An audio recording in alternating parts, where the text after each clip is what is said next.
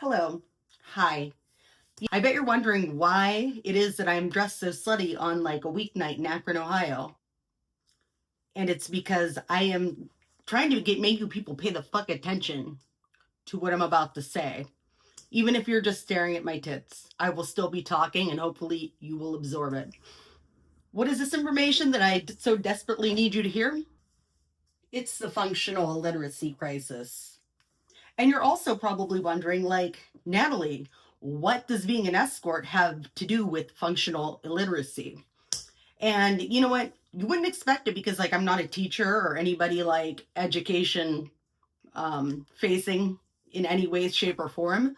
But, like, I feel like the number of 53% of Americans that they say are functionally illiterate is probably much higher. And that also I am like on the front lines of this battle with people like literally every day, and it's shocking. And no, it's not going to be a video about me bitching that people are sending me emails with bad grammar or spelling, okay? Or the low effort inquiries or whatever, okay? The functional illiteracy crisis is a whole goddamn thing that it really, I just feel like I should just break down how it relates to me as an escort to hopefully save a couple people like the trouble of getting fucking arrested. But more importantly, to make my job easier and a little tiny bit less aggravating. Okay. The real crisis for real, okay, is the fact that people seem to not understand the nuance between the fact that prostitution is illegal, okay, but escorts still advertise. And I don't know. I feel like I really should not have to explain this, but like just the amount of people that like are in my inbox like asking me for specifics about the services I provide is fucking ludicrous. And I could totally see how every time that they manage to do a sting, they like get like 100 something people. Because did you know that in most of the United States, like barring like 6 counties in Nevada, prostitution, aka selling sexual services in exchange for money or services or goods or what the fuck ever, that's illegal, okay? Meaning it's a crime. Meaning that they will arrest you in a very embarrassing way with the police.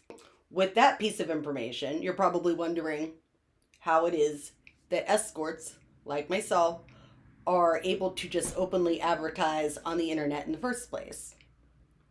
Is it some kind of loophole because I'm calling myself an escort versus saying I am a dirty street hooker? No. Okay? This is where functional illiteracy in the lack of nuance enters the picture, okay? So let me break this down. Sex for money, illegal. Escorting, not illegal.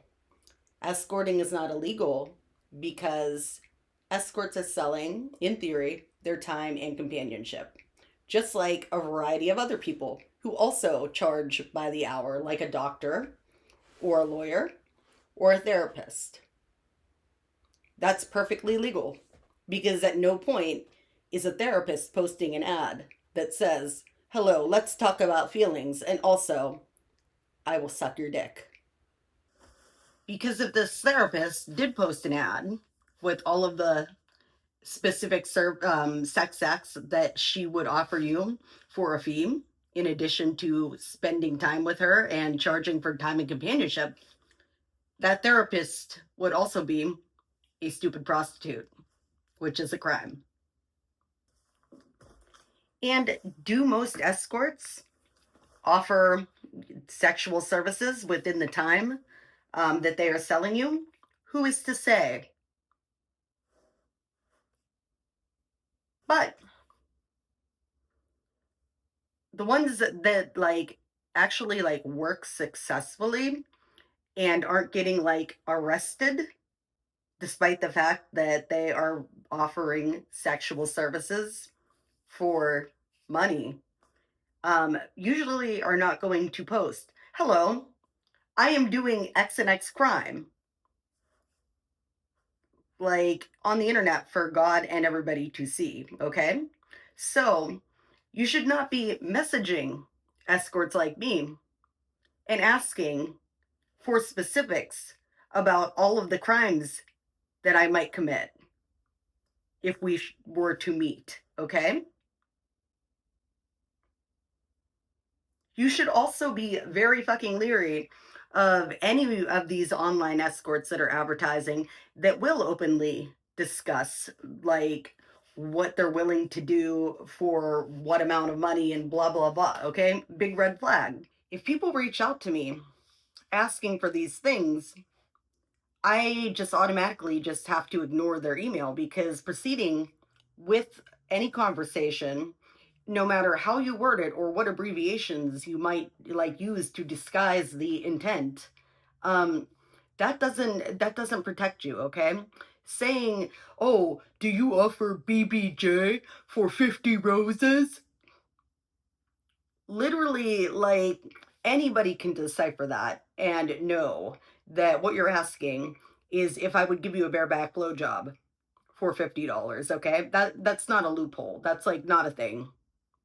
Um, so yeah, like I just like that's where the functional illiteracy is really coming in and killing and putting me on the front lines, because like I just have to ignore your inquiry at that point, because like I have literally, like, the only other choice is to continue and get arrested potentially, which happens actually quite frequently, because if you just go and Google prostitution sting in Ohio, you will see multitudes of information about all of the stings that they do and successfully use to arrest people for soliciting prostitution as a customer or for being a prostitute.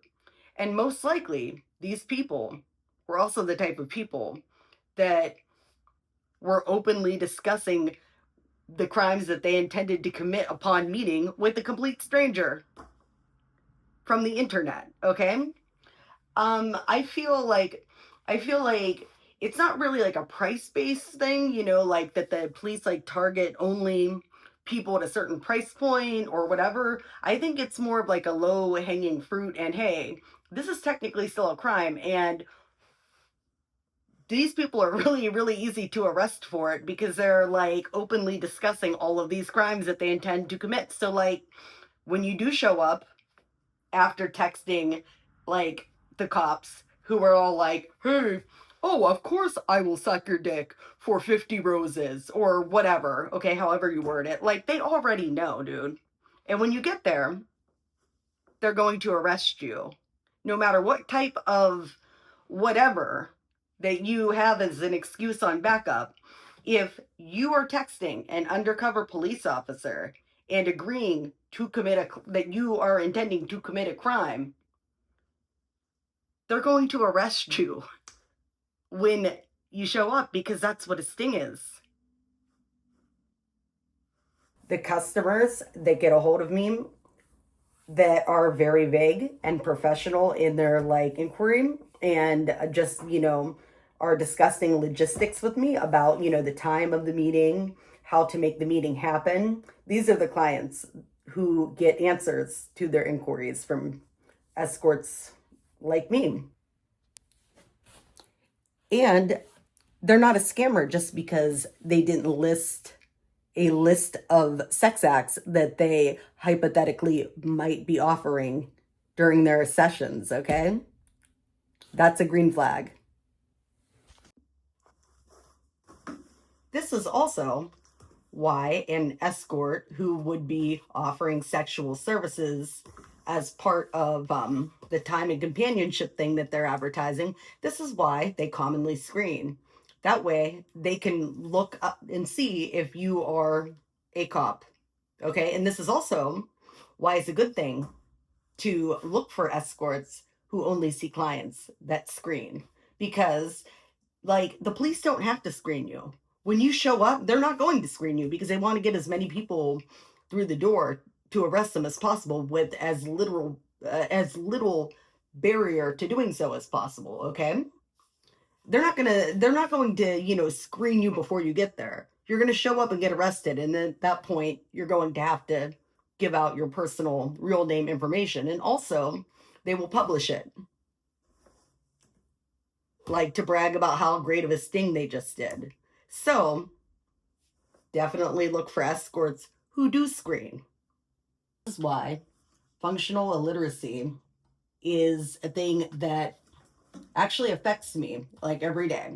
The inability to, you know, kind of just use common sense to read between the lines and, you know, make these connections and assumptions of what it means to hire an escort without having it directly spelled out to you in a very incriminating way